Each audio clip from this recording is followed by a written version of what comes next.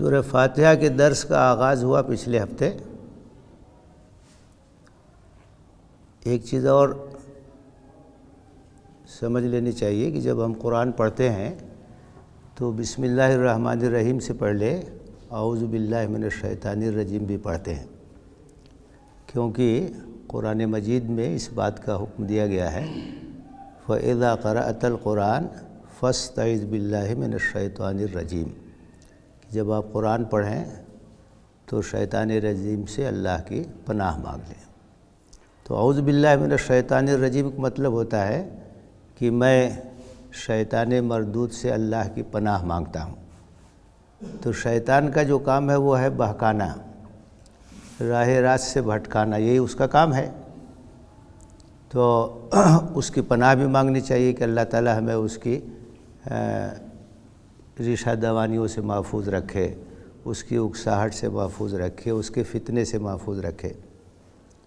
تو اب جیسے ہم قرآن پڑھنے جا رہے ہیں تو ہم جب قرآن پڑھیں گے تو شیطان اس بات کی کوشش کرے گا کہ دل ادھر ادھر بھٹک جائے۔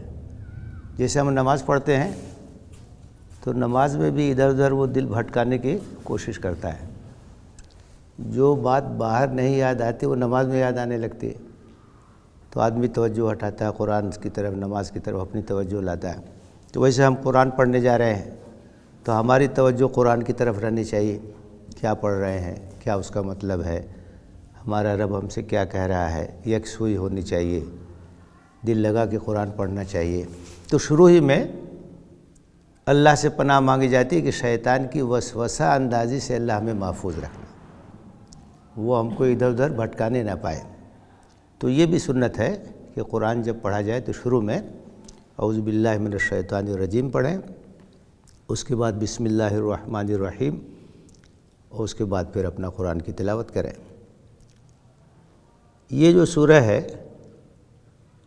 اس کا مشہور نام تو یہی ہے سورہ فاتحہ، اور اس کے علاوہ بھی کئی نام اس کے ہیں۔ فاتحہ کا مطلب ہوتا ہے آغاز۔ جیسے جب کوئی کتاب ہوتی ہے، لکھی جاتی ہے، تو شروع میں اس کی ایک تمہید ہوتی ہے جس کو اس کا مقدمہ کہتے ہیں یا پیش لفظ کہتے ہیں، دیباچہ کہتے ہیں۔ تو اس میں اس کتاب کا تعارف ہوتا ہے۔ تو اسی طرح سے یہ جو سورہ ہے یہ قرآن مجید کا دیباچہ ہے، قرآن مجید کا مقدمہ ہے، اس کا پیش لفظ ہے، قرآن مجید کا خلاصہ ہے۔ مختصر آیتوں میں صرف 7 آیتیں ہیں، قرآن مجید کا پیغام، قرآن مجید کی دعوت، اس کا خلاصہ اس کے اندر بیان کر دیا گیا ہے۔ تو ایک طرح سے یہ آغاز کتاب ہے، اس کے ذریعے سے اس کتاب کا آغاز ہو رہا ہے، اس لیے اس کو فاتحہ کہتے ہیں۔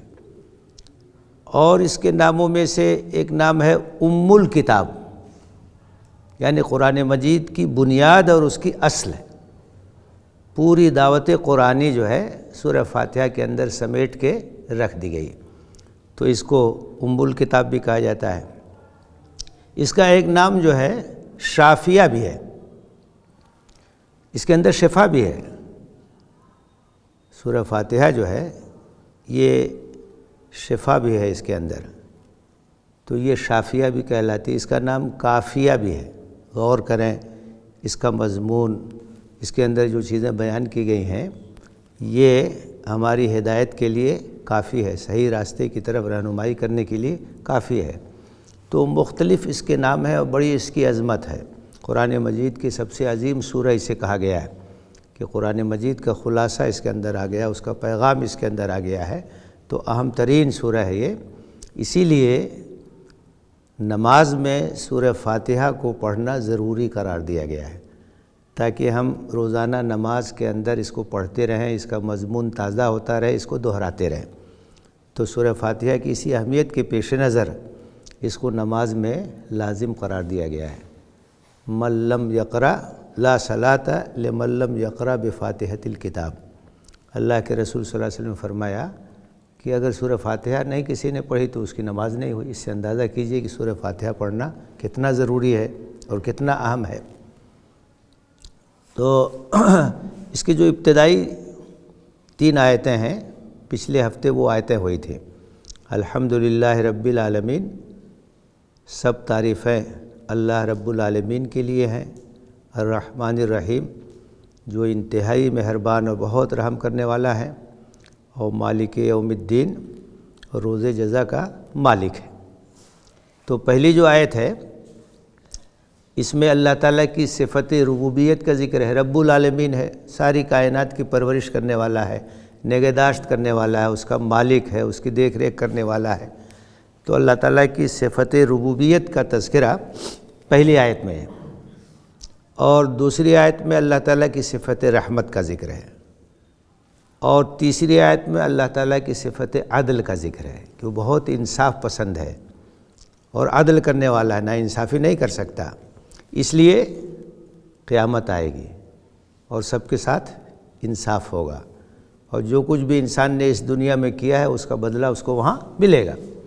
جس نے نیکی کی ہے اس کو انعام ملے گا، جس نے سرکشی کی اس کو سزا ملے گی۔ یہ انصاف کا تقاضا ہے، عدل کا تقاضا ہے۔ اس لیے کہ اگر قیامت نہ آئے، آخرت نہ ہو، روز جزا نہ آئے، تب تو یہ بہت بڑا ظلم ہو جائے گا۔ اس دنیا کے اندر کتنے لوگ ہیں جو سرکش ہیں، ظالم ہیں، نافرمان ہیں، اللہ کے بندوں کو ستاتے ہیں، ان کو سزا ملنی چاہیے۔ بہت سے نیک لوگ ہیں ستائے جاتے ہیں، ان کے ساتھ زیادتی ہوتی ہے، ناانصافی ہوتی ہے، تو ان کو جزا ملنی چاہیے، وہ صبر کرتے ہیں اللہ کے راستے میں۔ تو قیامت جو ہے وہ اللہ تعالیٰ کی صفت عدل کا مظہر ہے۔ اللہ تعالیٰ انصاف کرنے والا ہے، اس لیے قیامت کا دن آئے گا، حساب کتاب سب کو اس مرحلے سے گزرنا ہوگا۔ تو ابتدائی 3 آیتوں میں اللہ تعالیٰ کی حمد و ثنا ہے، اللہ کی بزرگی بیان کی گئی ہے، اس کی عظمت بیان کی گئی ہے۔ اس کے بعد فرمایا ایاک نعبد و ایاک نستعین، ہم تیری ہی عبادت کرتے ہیں اور تجھ سے ہی مدد چاہتے ہیں۔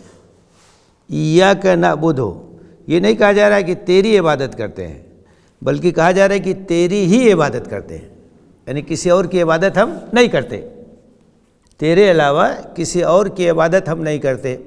وَإِيَّاكَ نَسْتَعِينُ، اور تجھ سے ہی مدد چاہتے ہیں۔ استعانت اور مدد یہ صرف اللہ سے، اور کسی سے ہم مدد نہیں چاہتے ہیں۔ تو اس میں حصر کا مفہوم ہے کہ اللہ کی ہی عبادت اور اللہ سے ہی استعانت۔ عبادت کا مطلب کیا ہے؟ عبادت کا مطلب یہ ہے کہ انتہائی عاجزی کے ساتھ، خاکساری کے ساتھ، کسی ذات کی عظمت اور اس کی بڑائی کو سمجھتے ہوئے، یقین کرتے ہوئے اس کے سامنے بچھ جانا، اس کی پرستش کرنا، اس کے گن گانا، اس کی فرمانبرداری کرنا، اس کے احکام پر عمل کرنا کہ وہی خالق ہے، وہی مالک ہے، وہی حاکم ہے، وہی سزاوار ہے اس بات کا کہ اس کی اطاعت اور پرستش کی جائے۔ تو عبادت کے اندر پرستش کے معنی بھی ہیں اور عبادت کے اندر اطاعت کا معنی بھی ہے۔ پرستش کیا؟ جیسے ہم اللہ کا سجدہ کرتے ہیں، پرستش ہے، رکوع کرتے ہیں، نماز پڑھتے ہیں، یہ سب پرستش ہے۔ اللہ کے لیے قربانی کرتے ہیں، اللہ کے نام پہ جانور ذبح کرتے ہیں، یہ سب مراسم پرستش ہے، مراسم عبودیت ہے۔ اور اللہ کے قانون کے مطابق عمل کرنا یہ اطاعت ہے اس کی۔ جیسے ہم حلال روزی کماتے ہیں، حرام سے دور رہتے ہیں، اللہ نے جس چیز سے روک دیا ہے ہم اس کے قریب نہیں جاتے ہیں، اللہ تعالیٰ نے سود کو حرام قرار دے دیا، ہم سود کے قریب نہیں جائیں گے، کسی کا حق نہیں ماریں گے، کسی کے ساتھ زیادتی نہیں کریں گے، ناانصافی نہیں کریں گے۔ تو یہ اطاعت بھی عبادت ہی کی ایک شکل ہے، کیونکہ اللہ تعالیٰ حاکم ہے، مالک ہے، اس لیے اس کے قانون کے مطابق ہم عمل کریں گے۔ تو عبادت کے اندر پرستش بھی ہے اور اطاعت بھی ہے۔ اور عبادت کا یہ مفہوم اگر ہماری نگاہوں کے سامنے ہو تو ہم کو یہ اندازہ ہوگا کہ ہماری پوری زندگی عبادت بن سکتی ہے۔ جیسے اللہ کے رسول صلی اللہ علیہ وسلم نے فرمایا کہ آدمی روزی روٹی کے لیے محنت کرتا ہے، پسینہ بہاتا ہے، اور روزی کماتا ہے، اپنے بال بچوں کو کھلاتا ہے۔ آپ نے کہا اس میں بھی ثواب ہے، تو لوگوں نے کہا اس میں بھی ثواب، کہا کہ ہاں اگر حرام طریقے سے روزی کمائے تو گناہ ہوگا، تو جب حلال طریقے سے روزی کمائے گا تو ثواب ملے گا۔ تو آپ کی تجارت بھی عبادت بن جائے گی اگر اللہ کے حکم کے مطابق تجارت کریں گے. آپ کی کھیتی باڑی بھی عبادت بن جائے گی اگر اللہ تعالیٰ کے احکام کا لحاظ کریں گے. آپ کی ملازمت بھی عبادت بن جائے گی اگر ایمانداری کے ساتھ آپ ملازمت، نیت درست ہونی چاہیے اور اللہ کی رضا سامنے رہنی چاہیے اور اللہ کے احکام کی پابندی کرنی چاہیے. آپ دکانداری کرتے ہیں ایمانداری کے ساتھ کیجئے، جھوٹ مت بولیے، بے ایمانی مت کیجئے، کسی کے ساتھ دھوکہ مت کیجئے. تو آپ کی تجارت، آپ کی دکانداری یہ بھی عبادت ہے. تو عبادت کا جو تصور اسلام کا ہے اس میں پرستش بھی ہے اور اطاعت بھی ہے. تو پوری زندگی آپ کی عبادت بن جائے گی. اس سے یہ سمجھنے میں آسانی ہوگی. قرآن میں کہا گیا ہے وَمَا خَلَقْتُ الْجِنَّ وَالْإِنسَ إِلَّا لِيَعْبُدُونَ، کہ میں نے انسانوں اور جنوں کو صرف اس لیے پیدا کیا ہے کہ میری عبادت کریں. تو عبادت کرنے کیا مطلب؟ ہر وقت سجدہ کریں، یعنی پوری زندگی میں میری فرما برداری کریں.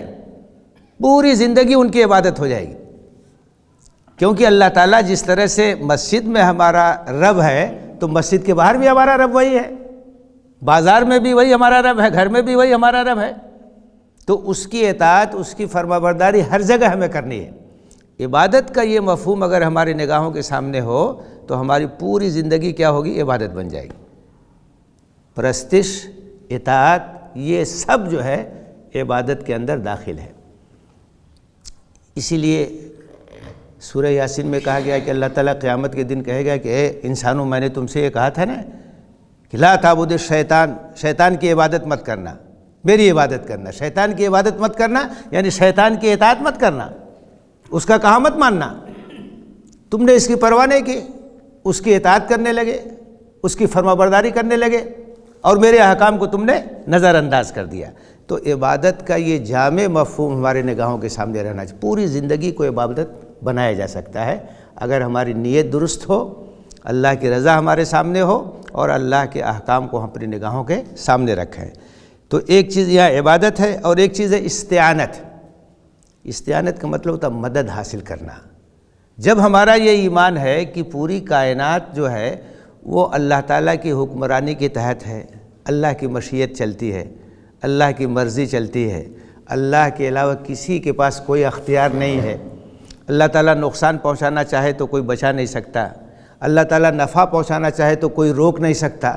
جب سب کچھ اللہ کے ہاتھ میں ہے تو مدد بھی تو اسی سے نہ مانگی جائے گی. کسی اور سے ہم مدد کیوں مانگیں؟ کوئی کیا کر سکتا ہے؟ کتنے لوگ ہیں وہ صاحب قبر سے جا کے مدد مانگتے، وہ کیا کر سکتا ہے؟ قبر والا کیا مدد کر سکتا ہے؟ کوئی ولی ہو، کوئی فقیر ہو، کچھ ہو، سب محتاج ہیں اللہ کے. سب کچھ اللہ کے ہاتھ میں ہے. نفع پہنچانا، نقصان پہنچانا، زندگی دینا، موت دینا، روزی کسی کی کشادہ کر دیتا ہے، کسی کی تنگ کر دیتا ہے، سب کچھ اس کے ہاتھ میں ہے. تو جس کے ہاتھ میں ہے اسی سے تو مانگنا چاہیے. استعانت تو اسی کی ہونی چاہیے. تو اللہ سے ہی مدد چاہنا ہے اور اللہ کی عبادت کرنا ہے، اللہ کی پرستش کرنا، اللہ کی اطاعت کرنا، اللہ کی فرما برداری کرنا. اور ایک نقطہ اس میں یہ بھی ہے کہ اللہ کی اگر مدد نہ ہو تو ہم اللہ کی عبادت بھی ٹھیک سے نہیں کر سکتے. عبادت کے لیے بھی اللہ کی مدد کے ہم محتاج ہیں. اللہ اگر توفیق نہ دے تو ٹھنڈک میں فجر کے اندر کون آئے گا اٹھ کے؟ گرم بستر کو چھوڑ کے کوئی آئے گا؟ اللہ کی توفیق اگر نہ ہو، اللہ کی مدد اگر نہ ہو تو عصر کے وقت تو مارکیٹ بالکل شباب پہ رہتا ہے اور گاہک جو ہے ان کی بھیڑ رہتی ہے. تو اس وقت کاروبار چھوڑ کے مسجد میں آنا آسان ہے؟ اللہ کی مدد ہوتی ہے، اللہ کی توفیق ہوتی ہے. تو اللہ سے دعا بھی کرنی چاہیے کہ اللہ تعالی ہم کو عبادت کی توفیق دے، راہ راست پر چلنے کی توفیق دے. تو عبادت بھی اسی کی، استعانت بھی اسی سے. ایاک نعبد و ایاک نستعین. اے اللہ ہم تیری ہی عبادت کرتے ہیں اور تجھ سے ہی مدد چاہتے ہیں. آپ یہ سوچئے کہ نماز میں 24 گھنٹے میں کئی بار ہم اس کا اعتراف کرتے ہیں. یہاں مسجد میں ہم اپنی زبان سے یہ الفاظ دہراتے ہیں کہ اللہ ہم تیری ہی عبادت کرتے ہیں اور تجھ سے ہی مدد چاہتے ہیں. اور مسجد کے باہر جاتے ہیں تو بھول جاتے ہیں، کسی اور کی اطاعت کرنے لگتے ہیں، کسی اور سے مدد چاہنے لگتے ہیں. بار بار جو عہد کرتے ہیں ہم اس کو بھول جاتے ہیں، نظر انداز کر دیتے ہیں. شعور کے ساتھ اس کو دہرانا چاہیے کہ اللہ سے ہم کیا وعدہ کر کے آ رہے ہیں، مسجد کے باہر جا کر کے بھول جاتے ہیں۔ تو یہ اسی لیے ہے نماز میں بار بار ہم اسے پڑھتے ہیں تاکہ بھولنے نہ پائیں، یاد رہے اللہ کے علاوہ کسی کی عبادت نہیں ہے، اللہ کے سوا کسی کی اطاعت نہیں ہے، اللہ کے سوا کسی کی پرستش نہیں ہے، اللہ کے سوا کسی سے مدد نہیں چاہنا ہے، استعانت صرف اللہ سے۔ اللہ کے رسول نے سمجھاتے ہوئے کہا وَإِذَا اسْتَعَنْتَ فَاسْتَعِنْ بِاللَّهِ، جب مدد چاہو تو اللہ سے مدد چاہو۔ وَإِذَا سَأَلْتَ فَاسْأَلِ اللَّهِ، جب مانگو دعا کرو تو صرف اللہ سے دعا کرو، اس لیے کہ اور کسی کے ہاتھ میں کچھ نہیں۔ ایک بات اور سمجھ لینی چاہیے کہ جیسے ہم اپنے ماں باپ کی بھی اطاعت کرتے ہیں، اپنے اساتذہ کی بھی اطاعت کرتے ہیں، لیکن وہ ایک دم مستقل بھی ذات نہیں ہے، وہ اس شرط کے ساتھ ہے کہ اللہ کی مرضی کے مطابق ان کا جو حکم ہوگا ہم اس کو مانیں گے، لیکن اگر اللہ کی شریعت کے خلاف کوئی حکم دے کوئی بھی ہم اس کو نہیں مانیں گے۔ اللہ کے رسول صلی اللہ علیہ وسلم نے فرمایا لا طاعت لمخلوق فی معصیت الخالق، کوئی بھی مخلوق ہو اگر وہ اللہ کی معصیت کا حکم دیتا ہے تو اس کی اطاعت نہیں، تو اللہ کی جو اطاعت ہے وہ تو مستقل بھی ذات ہے، وہاں تو کوئی سوال اٹھ ہی نہیں سکتا۔ دوسرے جو لوگ ہیں اگر وہ اللہ تعالیٰ کی شریعت کے دائرے کے اندر رہتے ہوئے کوئی بات کہیں گے تو ہم اسے مانیں گے، چاہے وہ والدین ہوں، چاہے اساتذہ ہوں، چاہے بڑے ہوں، کوئی بھی ہوں۔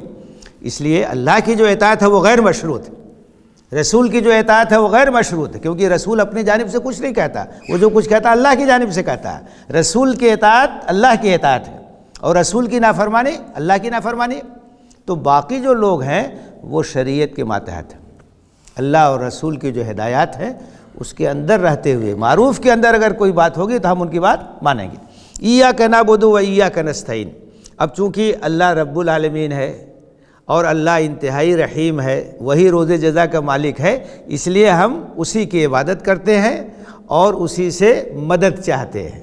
گویا اس کی دلیل پہلے آ چکی ہے، جو سب کو کھلاتا پلاتا ہے اسی کے سامنے سر جھکنا چاہیے، جو سب کا پالن ہار ہے اسی کی پرستش ہونی چاہیے، جس کی رحمت بے حد و حساب ہے اسی کا گن گانا چاہیے، اور روز جزا کا جو مالک ہے اسی کے سامنے ہمیں اپنے سر کو جھکانا ہے، اس کی پرستش کرنی ہے، اس کی اطاعت کرنی ہے۔ اس کے بعد دیکھیے وہ دعا آ رہی ہے جو ہر انسان کے دل کی آواز ہے، اہدنا الصراط المستقیم، اے اللہ ہمیں سیدھا راستہ دکھا دے، صراط مستقیم کی ہدایت دے دے۔ صراط مستقیم کیا ہے؟ وہ راستہ ہے جو اللہ کا بتایا ہوا راستہ ہے، وہ راستہ ہے جو جنت کی طرف لے جاتا ہے، جو جہنم سے بچاتا ہے۔ تو صراط مستقیم کیا؟ اللہ کا دین ہے، اسلام ہے۔ یہی دین دے کر کے اللہ تعالیٰ نے اپنا تمام نبیوں کو بھیجا، اس دنیا میں انسانوں کو بسایا، ان کو جو ہے تاریکی میں نہیں چھوڑا، بے یار و مددگار نہیں چھوڑا، بلکہ ان کی رہنمائی کے لیے اپنے رسولوں کو بھیجا، اپنی کتابوں کو نازل کیا۔ تو اسلام کیا ہے؟ یہی صراط مستقیم، سیدھا راستہ ہے، اللہ سے قریب کرنے والا، جنت کی طرف لے جانے والا۔ تو یہ ہمارے دل کی آواز ہے، یہ دعا ہے، ہر انسان کے دل سے نکلنے والی یہ دعا ہے، اہدنا الصراط المستقیم، اے اللہ ہمیں سیدھا راستہ دکھا دے، صراط مستقیم کی ہدایت دے۔ صراط الذین انعمت علیہم غیر المغضوب علیہم ولا الضالین، اسی کی مزید وضاحت کر دی گئی کہ کون سا راستہ ہے؟ یہ وہ راستہ ہے جن پر وہ لوگ چلے جن پر اللہ کا انعام ہوا، یہ نبیوں کا راستہ ہے، یہ رسولوں کا راستہ ہے، یہ صدیقین کا راستہ ہے، صالحین کا راستہ ہے، اللہ کے نیک بندوں کا راستہ ہے۔ یہی صراط مستقیم ہے، یہی اسلام ہے، یہی اللہ کا دین ہے جس پر وہ تمام لوگ چلتے رہے جن پر اللہ کا انعام ہوا، جو اللہ کے پسندیدہ، اللہ کے برگزیدہ ہیں، جن سے اللہ خوش ہے، جن سے اللہ راضی ہے، ان لوگوں کا راستہ جن پر اے اللہ تو نے انعام کیا، نہ کہ ان لوگوں کا راستہ جن پر تیرا غضب نازل ہوا اور جو راہ راست سے بھٹکے ہوئے، ان کے راستے سے بچا۔ دو چیزوں کا ذکر کیا گیا ہے، ایک تو وہ لوگ جن پر اللہ کا غضب نازل ہوا، اور دوسرے وہ جو گمراہ ہے، راہ راست سے بھٹکے ہوئے ہیں۔ اس میں بنیادی طور سے دو قسم کی گمراہیوں کا تذکرہ کیا گیا ہے۔ جو لوگ راہ راست سے ہٹتے ہیں تو دو قسم کے لوگ ہوتے ہیں، ایک تو وہ لوگ ہیں جان بوجھ کر کے اللہ کی نافرمانی کرتے ہیں، جانتے ہیں کہ اللہ کو یہ پسند نہیں ہے، لیکن اس کے باوجود جو وہی کام کرتے ہیں، علم کے باوجود کوتاہی کرتے ہیں، نادانی کرتے ہیں، اللہ کی نافرمانی کرتے ہیں، تو یہ اللہ کے غضب کے مستحق ہے۔ ایسے لوگوں پر اللہ کا غضب نازل ہوتا ہے۔ خاص طور سے قرآن میں جو تذکرہ کیا گیا ہے کہ جو یہود تھے، یہود کی یہ بیماری تھی، جان بوجھ کر کے اللہ کی شریعت کو نظر انداز کرنا، اللہ کی کتاب کو چھپانا، اللہ کی نافرمانی کرنا، تو خاص طور سے ان کی طرف اشارہ ہے۔ اور اس طرح سے بہت سے لوگ ہیں جانتے بوجھتے اللہ کی نافرمانی کرتے ہیں، اور دوسری طرف وہ لوگ ہیں جو نادانی کی وجہ سے یا شدت اور غلو کی وجہ سے وہ سمجھتے ہیں کہ یہ دینداری ہے، تو وہ جو ہے رہبانیت اختیار کر لیتے ہیں، آبادیوں کو چھوڑ دیتے ہیں، غاروں میں چلے جاتے ہیں، ریاضتیں کرتے ہیں، وہ سمجھتے ہیں کہ اس طرح سے اللہ کا قرب حاصل ہوگا۔ وہ غلو کی وجہ سے اللہ کے دین میں شدت پسندی اختیار کرنے کی وجہ سے غلط راستے پہ پڑ جاتے ہیں۔ تو خاص طور سے نصارہ کے اندر یہ چیز تھی۔ نبی صلی اللہ علیہ وسلم کے آنے سے پہلے یہ دو امتیں گزری تھیں، ایک طرف یہود تھے، ایک نصارہ تھے۔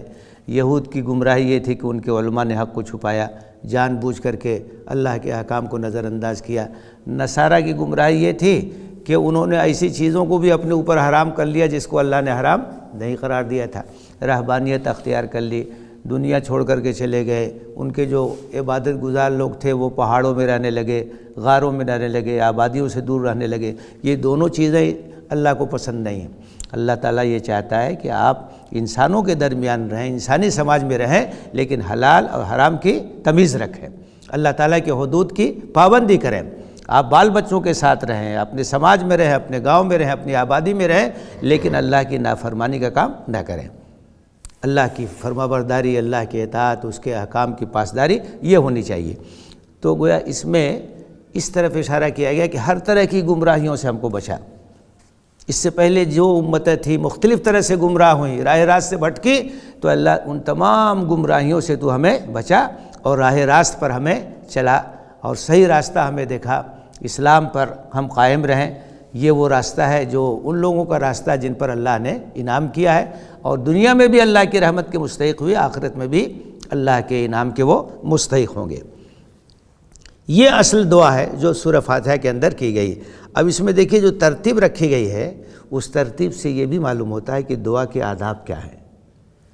پہلے اللہ کی تعریف کی گئی ہے، اللہ تعالیٰ کی ثنا بیان کی گئی ہے، اس کے اوصاف کا تذکرہ کیا گیا ہے، اپنی عبودیت کا ذکر ہے، اپنی حیثیت کا ذکر ہے، اس کے بعد جو اپنا سوال ہے وہ رکھا گیا ہے، جو اپنا مدعا ہے وہ رکھا گیا ہے۔ اس کا مطلب یہ ہوا کہ دعا کے آداب میں سے ہے کہ پہلے اللہ کی حمد و ثنا ہو، اللہ کی تعریف بیان کی جائے، اس کے بعد پھر اپنی درخواست رکھی جائے۔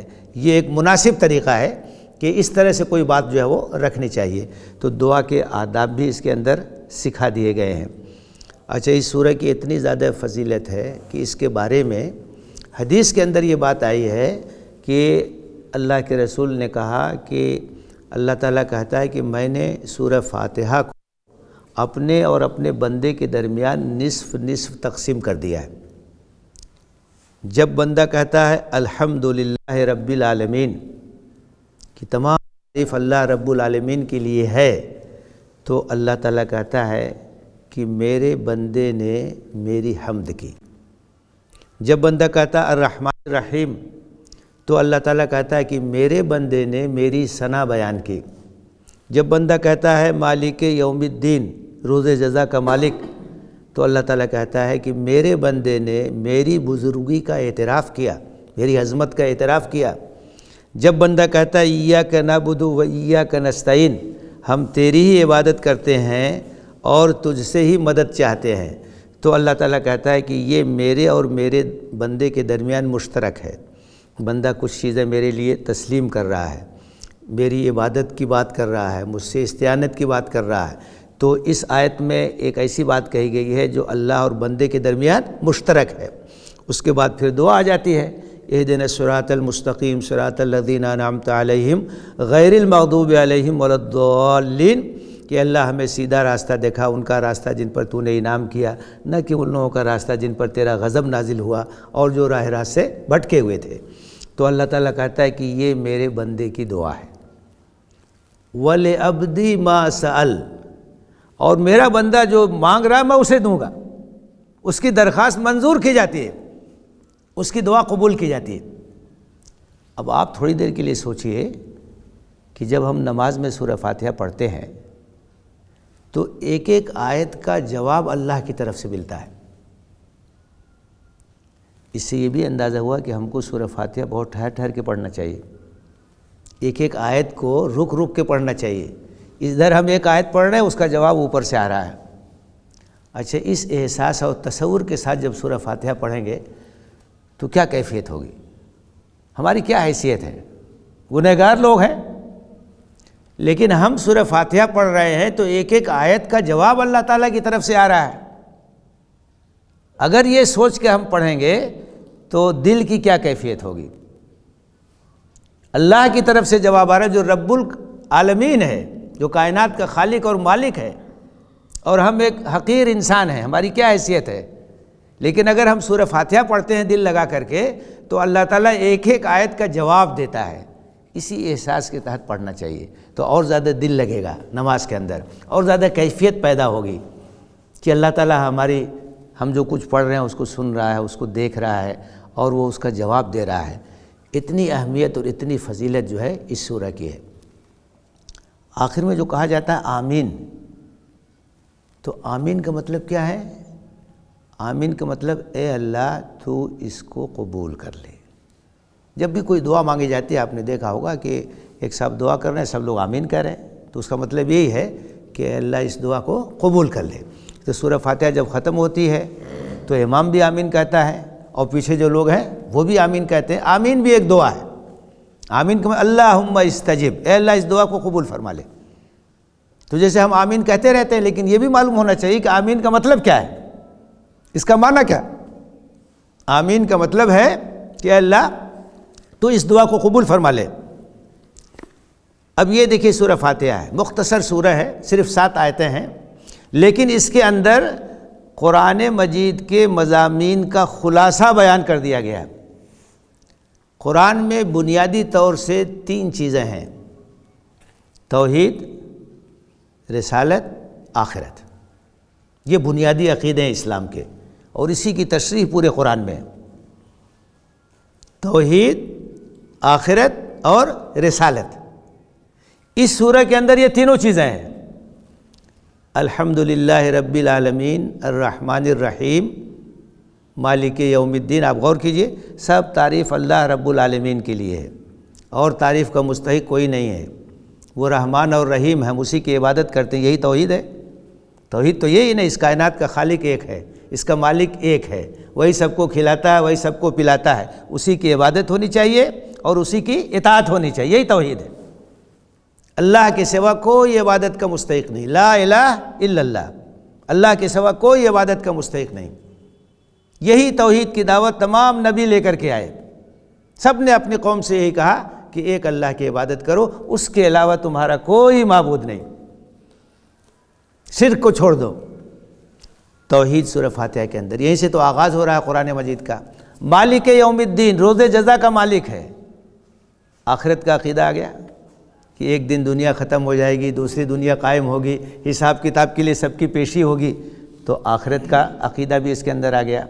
اور جو دعا ہم کر رہے ہیں کہ ہم کو سیدھا راستہ دکھا دے، ان لوگوں کا راستہ جن پر تیرا انعام ہوا، نہ کہ ان لوگوں کا راستہ جو گمراہ تھے، بھٹکے ہوئے تھے، تیرے غضب کے مستحق ہوئے، تو ظاہر ہے کہ یہ ہدایت جو اللہ تعالیٰ دیتا ہے انسانوں کو، اپنے نبیوں کے ذریعے سے دیتا ہے۔ نبوت اور رسالت کا سلسلہ اس نے قائم کیا۔ سب سے آخر میں حضرت محمد صلی اللہ علیہ وسلم تشریف لے آئے، تو یہ نبوت کا سلسلہ ہماری ہدایت کے لیے ہے، ہماری رہنمائی کے لیے ہے۔ تو اس میں جو ہے رسالت بھی آ گئی، سب چیزیں اس کے اندر موجود، توحید بھی ہے، آخرت بھی ہے اور رسالت بھی ہے۔ اسی لیے اس کو قرآن مجید کا خلاصہ کہا جاتا ہے۔ اب اس کے بعد قرآن میں سب اسی کی تشریح ہے، توحید کی، آخرت کی، رسالت کی، پورا قرآن اسی کی تشریح ہے۔ اور ایک دوسرا جو پہلو ہے کہ سورہ فاتحہ ایک دعا ہے، اور ایک ایسی دعا ہے جو ہر انسان کے دل کی آواز ہے۔ آپ اس کا ترجمہ کسی بھی زبان میں کریں، ہندی میں کر دیجئے، انگریزی میں کر دیجئے، مراٹھی میں کر دیجئے، گجراتی میں کر دیجئے، اور کوئی بھی انسان مسلمان ہو غیر مسلم ہو کوئی بھی ہو، اس کو اگر کہے کہ بھئی یہ پڑھو تو وہ پڑھے گا، کہے تو میرے دل کی آواز ہے۔ ہر آدمی کو ہدایت چاہیے، ہر آدمی کو سیدھا راستہ چاہیے، ہر آدمی چاہتا ہے کہ اللہ اس سے ناراض نہ ہو، اس کا غضب نہ نازل ہو، کامیاب ہو جائے، اس کی مدد ہو، اس کی استعانت جو وہ چاہتا ہے، ہر آدمی چاہتا ہے۔ ایک ایسی دعا ہے جو انسان کی فطرت کی آواز ہے، ہر انسان کی فطرت کی آواز۔ بحرین میں ہمارے ایک جاننے والے ہیں، وہ ایک بڑا اچھا معیاری اسکول چلاتے ہیں، انگلش میڈیم، مسلم غیر مسلم سب بچے پڑھتے ہیں وہاں۔ پریئر میں جب صبح سب لوگ تمام بچے اکٹھا ہوتے ہیں، سورہ فاتحہ کا ترجمہ انگریزی میں پڑھا جاتا ہے اور سب بچے دہراتے ہیں، اور کسی کو اس پر کوئی آبجیکشن، کوئی اعتراض نہیں۔ ایک ایسی چیز ہے جو سب کے دل کی آواز ہے، بنیادی چیز ہے وہ۔ تو یہ سورہ فاتحہ یہ ہر انسان کے دل کی آواز ہے، ایک دعا ہے، اور اس کے بعد جو آگے سب پورا قرآن ہے وہ اسی دعا کا جواب ہے۔ الف لام میم ذالک الکتاب لا ریب فیہ ھدی للمتقین۔ تم کو ہدایت چاہیے، تم کو سیدھا راستہ چاہیے، تو یہ پورا قرآن جو ہے اسی صراط مستقیم کی وضاحت ہے۔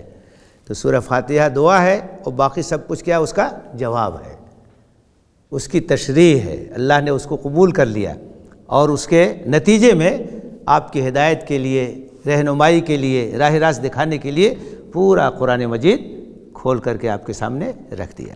تو یہ اہمیت ہے اس سورہ کی، یہ عظمت ہے، اور اختصار کے باوجود اس کے اندر اتنی جامعیت ہے۔ بہت ہی تدبر کے ساتھ، غور کے ساتھ اسے بار بار پڑھنا چاہیے۔ نمازوں میں بھی ہم پڑھتے ہیں، دل لگا کے پڑھنا چاہیے اور اس کے معنی کو سمجھنا چاہیے اور اس کے اوپر غور کرنا چاہیے کہ ہم کیا اپنی زبان سے ادا کر رہے ہیں اور کن چیزوں کا ہم اعتراف کر رہے ہیں۔ یہ آیتیں اپنے اندر کتنا معنی سمیٹے ہوئے ہیں اس پر اچھی طرح سے دھیان دینا چاہیے، تو نماز کے اندر اور خشوع پیدا ہوگا اور زیادہ خضوع پیدا ہوگا۔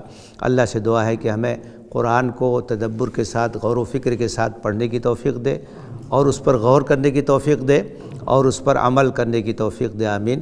وآخر دعوانا ان الحمد للہ رب العالمین۔